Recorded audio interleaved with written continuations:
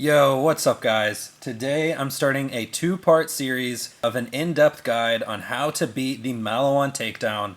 Today's video is going to be an in-depth gear guide. It doesn't matter what character you're playing. I include options for every single character. And then in tomorrow's video is going to be an in-depth breakdown, including the spawn patterns, how to fight the Valkyries, how to fight Wotan, all of the phases, how to trigger mobs, skips, the whole nine, how to get through it. So these are going to be the two videos of how to beat the Maliwan Takedown. Like I said, today we're going to be going over the gear. So let's get straight into things. This video is going to be pretty long. It took a lot of work and editing. I'm going to put timestamps up right now if you want to skip to a specific section.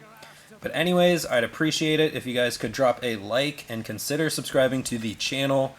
Also, I want to mention my Discord channel. A lot of people work really hard there to maintain the Discord, and we are striving to be the best resource to help every Borderlands player. If you want to join the Discord, link will be in a pinned comment down below. So first off is the gear. This will be broken down into sections. You can refer back to the timestamps at the beginning of the video if you want to skip. So I'm labeling 4 different kinds of weapons. You can keep one of each of these weapons in your inventory, and you can get through the takedown perfectly fine with just 4 weapons. We've got the main mobbers, we've got our single target weapons, we have our bossing weapons, and finally, my favorite slot, the wild cards. Now, just keep in mind, most of these guns, when I'm suggesting them, I am assuming that you will have the proper anointment for the character you're playing. If you're playing on Mayhem 4, if you're playing on probably maybe Mayhem 1 or 2, or even no Mayhem, then you probably do not need the proper anointment with these weapons. But if you're playing on Mayhem 4, you should farm for the proper anointment. For Zane, it's Sentinel Cryo. For Moze, it's going to be 2 mags, 125% fire, or the splash damage. For Amara and Flak, that's just regular action skill end anointments for the most part. Now, like I said, you honestly can do the takedown without these anointments because these weapons are very powerful, but it'll just take a bit longer and it'll be a bit harder. Now, before we really start, I want to give one honorable mention to the Face Puncher and the Cut Purse. Along with any sort of T-Dure chucking or any sort of infinite ammo strategies, the Face Puncher and Cut Purse are really good. But that is a whole build that is surrounded around those, so I just want to mention them now, and we're not going to talk about them again. Alrighty, so finally we are really into it. The main mobber. This will be your all-purpose weapon. You're going to be able to spam this through most of the takedown. Most of the takedown is mobbing, so you need specific mobbing, chaining weapons, or large AoE weapons. For example, the Maggie is an amazing weapon, but you gotta realize if you're running around the takedown with nothing but a Maggie, you're not gonna have the best time. It's gonna take a long time to get through it. You're gonna want some mobbing weapons. So I'm just gonna list off a bunch of options from best to worst, in my opinion, and I do include splash weapons in all of these sections, but let's go ahead and get into it. Number 1 is the Recursion. Number 2 is the Redistributor. Number 3 is the Brainstormer. Number 4 is the Kill-o'-the-Wisp. Number 5, the Flacker. Number 6, the Scoville. And number 7, the Rowan's Call. Now keep in mind, the first 3 weapons on this list are chain weapons. I mean, the Recursion's not a chain weapon, but it kind of is. I mean, you guys know the Recursion's pretty broken. Now these are chain weapons. What chain weapons do is it connects multiple mobs to each other, and the more mobs there are, the more damage it does. Now the Kill-o'-the-Wisp is not a chain weapon, but I actually value this weapon very highly. If you just shoot all of your shotgun ammo in certain areas of the takedown, the cool thing about the Kill-o'-the-Wisp is it connects to any enemy, no matter how many enemies. So in my opinion, it's a lot stronger than people realize. And then after that, we have the AoE weapons like the Flacker and the Scoville. Both of these have such large areas of effect that they're gonna damage a lot of enemies at once. And that's what makes good mobbing weapons in my opinion. And finally, we've got the Rowan's Call. It is honestly a very strong, I don't want to say underrated because I know a lot of people have used it, but it's a very strong weapon and it can mob decently, but it's not gonna have the same sort of effect that all these other chaining and area of effect weapons will. But I thought it was good enough to include it. So there you go. Those are the main mobbing weapons in my opinion. If you have one of these weapons, I think you could get through every single mobbing section of the takedown with literally just one of these. So next, we've got the single target weapons. Like I said, these are very strong single target weapons that are mainly for tankier enemies, but not necessarily for bossing. Sometimes there are badass commandos, badass heavyweights, badass war dogs, the death spheres. You want to mow these enemies down quick and easy. Now these are mainly hit scan weapons, like not projectile weapons, because you need to be able to hit these enemies. So once again, in a list, what I think is the best to the worst weapons, but I listed a bunch for you guys. Number 1 is the Dictator. Number 2 is the Craps. Number 3, we've got the Stagecoach. Number 4 is going to be the Ion Cannon. Number 5, we've got the Becca. Number 6 is going to actually be the Queen or the King's Call. Number 7, we've got the Kibsworth. Number 8, the Maggie. Number 9, the Stranger. And finally, number 10, we've got the Carrier. Now, don't get mad at me for some of the ordering of these weapons, but some of these are definitely stronger than others, and that's the order I chose. Keep in mind, when I said the Stagecoach, that is mainly a flak powerhouse weapon, but it's good enough in general that I wanted to include it in this list. Now, I listed the Dictator in the very first slot because not only is it honestly probably the strongest weapon on this list, but this is also a bossing weapon. So if you have a Dictator on you, you can cover 2 slots. This can be your mobbing weapon and this can be your bossing weapon. So yeah, besides that, keep in mind, like I said, that a lot of these are hit scan weapons. Most of these aren't projectiles because you want to be able to kill dogs quickly and they jump around a lot. You want to be able to kill death spheres and they fly around the air. When you are shooting at an enemy, you need to be able to hit them and kill them. So now let's move into the bossing weapons category. Once again, these weapons are for the Kraken, the Valkyries, or Wotan.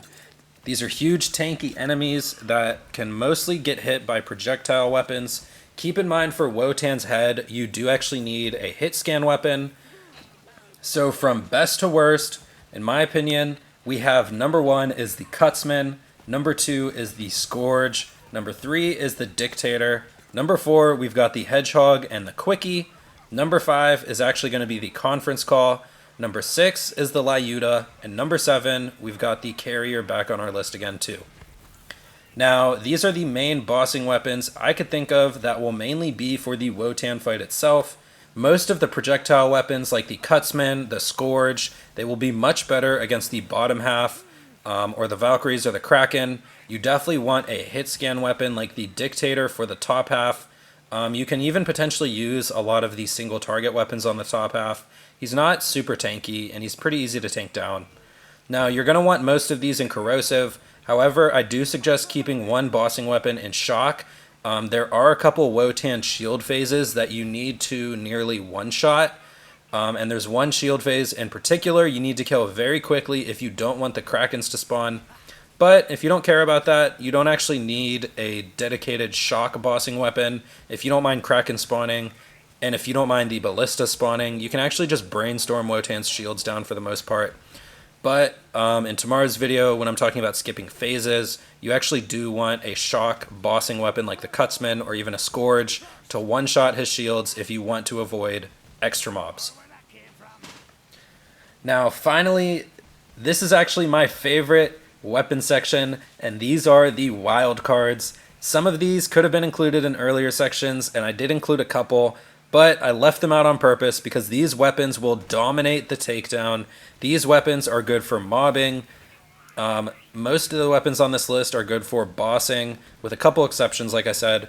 But if you pull out one of these weapons at any point in the takedown, it's going to make your life a lot easier. It's going to make everything go a lot quicker. And these are like, you know, I don't want to use the word cheese because these aren't glitches, these aren't hacks, stuff like that. But let's just get into it. So in order from best to worst, we have number 1 is the Scourge, number 2 is the Nukem, number 3, the Recursion, number 4, we have the Hive, number 5, we have the Lump, and number 6, we have the Lucky 7. Now, I highly, highly, highly suggest keeping one of these weapons in your loadout. These weapons are not only so powerful for mobbing, the Scourge, the Nukem, the Recursion can be used in the Wotan fight itself as well. The Hive is a very underrated weapon. The only downside of the Hive is that the little homing missiles can sometimes attack mobs when you want them to hit bosses, but the Hive is very good for mobbing in general. The Lump is that it's like a Kill-o-the-Wisp, but a RPG. Like, these weapons, if you pull them out at any point in the takedown and spam them and use all your rocket ammo, like, it's going to make entire mobbing sections trivial. Like, a lot of people have trouble with the Kraken and the Bridge. If you literally just pull out the Nukem or the Scourge or the Hive or the like any of these and just let them rip, like, you're going to knock out whole entire sections quicker than you realize. And if you want to get through the takedown, I highly suggest any one of these weapons. So, alright guys, that is it for the weapons I think you guys should bring. Now keep in mind, there are definitely lots of good weapons I didn't mention, but every single weapon on this list is one that I've played with in the takedown, and it made it easy enough that I am recommending them to you guys. So now, let's talk about the shields. We have two different categories of shields. We have offensive shields and we have defensive shields. Your choice of which category you want to bring basically just depends on your playstyle. If you have survival issues, then use one of the defensive shields. Now, if you don't have any survival issues at all, then slap on one of these offensive shields. Either way, I think all the listed options here are probably the best in the game. Even when I'm making a build, I generally use one of these shields on the list. Pretty much exclusively, unless I'm making like, a theme build or, something weird. There's a couple exceptions, but let's get into it. So first off, we've got the defensive shields. These are listed from, once again, best to worst in my opinion. Number 1 is the Transformer. Number 2 is the Stopgap. Number 3 is actually the Double Downer Shield. Number 4, we've got the Recharger. And number 5, the Rico. Now, not much to be said here. The one thing I really want to point out is the Double Downer. This is a much better shield than most people realize, in my opinion.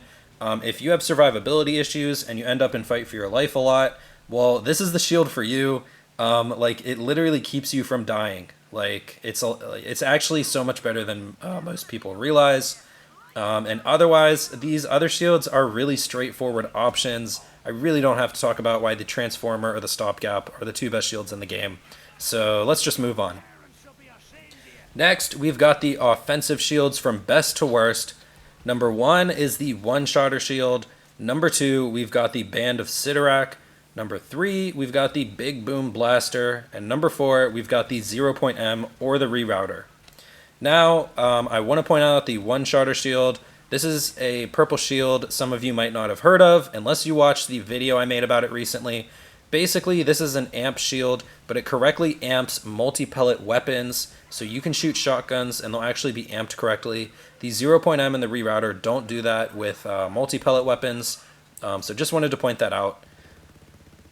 Other than that, the Sidorak and the Big Boom Blaster are very quick recharging shields. The reason why these shields are actually so great is because they synergize very well with the Guardian rank topped off. There's also plenty of Vault Hunter skills that rely on having full shields. Now, the Big Boom Blaster is slightly underrated. Now, I know people use this shield, but some people don't, and I suggest everyone should try out this shield.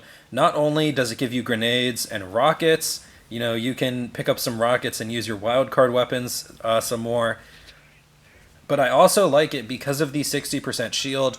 So this is kind of an offensive option, getting that extra ammo and grenades back, but because you are often refilling your shields by 60%, it's kind of defensive in that sense. So it's kind of a good medium option, actually. And personally, this is one of my favorite shields in the game.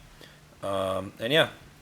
Now, let's talk about grenades. For the most part in Mayhem 4, grenades are just to put anointments into, they're just anointment holders. I highly suggest, instead, if you don't have any of the grenades I'm going to list with an anointment, then I highly suggest you go to a vendor and get a common grenade with an anointment.